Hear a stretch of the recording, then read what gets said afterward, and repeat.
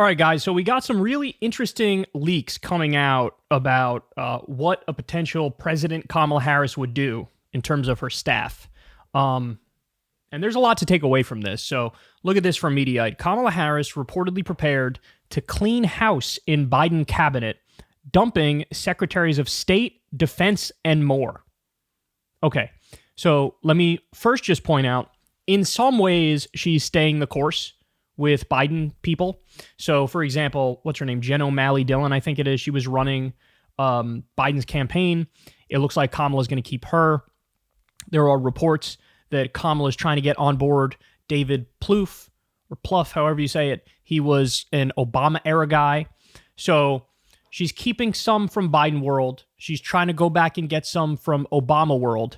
But specifically in the realm of foreign policy, it looks like she's like, no, you're done. You're out of here. Okay, here we go. Democratic presumptive nominee Kamala Harris is reportedly planning an overhaul of the national security team if she wins the presidency, in a shakeup that would see the ousting of key Biden appointees. National Security Advisor Jake Sullivan, Secretary of State Anthony Blinken, and Defense Secretary Lloyd Austin face being cut from the cabinet, according to current and former officials speaking with the Wall Street Journal. Okay, so by the way, all these guys are horrible. Jake Sullivan, Anthony Blinken, horrible. These are like literally the genocide funders and enablers. Lloyd Austin, former fucking defense contractor lobbyist who became the defense secretary. Like direct conflict of interest. I forget if it's with Lockheed or Raytheon, but it's one of those. So this is good. It's good that she's like, they're out of here. The news comes as Blinken offered his support of Harris, calling her a leading voice of American foreign policy in the Biden administration. Meanwhile, Harris's national security advisor, Philip Gordon, is poised to play a central role in the new administration. Gordon, who previously served as the top State Department official for Europe under former President Barack Obama, and later as a senior White House official on Middle East issues. While Biden recovers from a COVID infection, Harris has stepped into presidential duties as surrogate ahead of Israeli Prime Minister Benjamin Netanyahu's visit to Washington, D.C. Harris will meet with Netanyahu in the White House, but will miss his congressional address on Wednesday.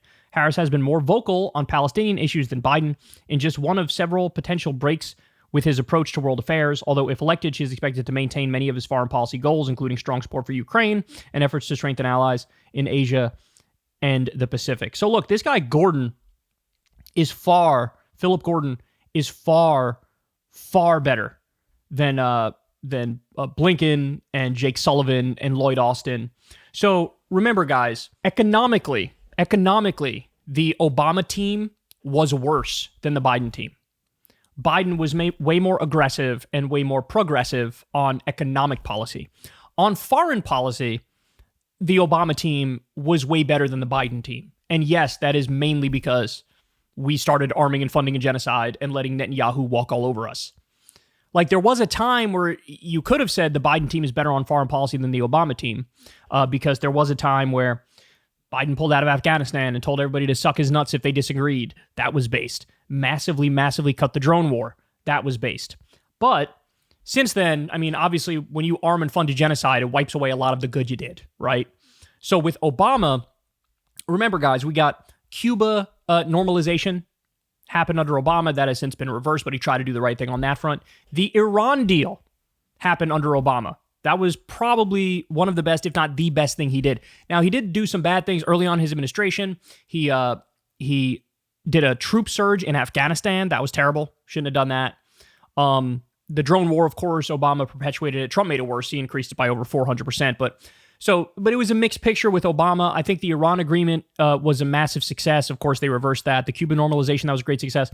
So, look, in some ways, the Obama team was better on foreign policy. And the fact that she's trying to axe the people who are primarily responsible for the arming and the funding of Israel and Netanyahu as they committed genocide, that is a great sign. The fact that she was like, I'm not going to go to his speech, that is a great sign. Now, I don't like that she met with him otherwise, right? I don't like that. But clearly what she's trying to do is like split the difference in terms of she doesn't want the psycho attacks to come from the right, but she also still wants to say, hey, I'm not for Netanyahu. I think what she realizes is this. Netanyahu is truly a hardcore partisan actor now. This is something Biden either doesn't know or doesn't care, that Netanyahu really is in bed with the Republicans. And Kamala obviously gets that. Kamala gets that. And Biden doesn't. And so in theory, every Democratic president from here on out is going to be far more anti-Netanyahu and far more critical of Israel than the Biden administration has been, because they've seen how it's hammered his poll numbers and he's humiliated himself. Never mind just the moral implications and the ethical implications of arming and funding a genocide. So, axing Jake Sullivan, axing Anthony Blinken, axing Lloyd Austin, that's a good thing. So the thing that you should be rooting for is this. On the economic front, you want her to continue the Biden stuff. Like, for example, you want to keep Lena Khan in. You want to keep a number of, his Consumer Financial Protection Bureau types in there. Like, you want her to continue down the path of pro-union stuff. Like, you want her to not be like Obama on economics. You'd rather her be more like Joe Biden or to Joe Biden's left on economics. But on foreign policy, literally the last thing she should ever do is keep these absolute psychopaths in place. These psychopaths, these warmongers, these insane people who are casually arming and funding a genocide and giggling about it as they go. They got to go. And thankfully, what she's saying is they got to go. So it's politically astute. It's more politically astute than I would have expected from Kamala Harris. So it is a little bit of a bright sign, but we have to keep our eye on what she does with all the personnel moving forward, because it's going to be interesting and it will give you clues as to how she plans to govern if she wins. Hey, y'all, do me a favor and like and subscribe. It helps out big time in the algorithm. Click the bell as well for notifications when videos drop, and watch that video on screen right now. You know you want to.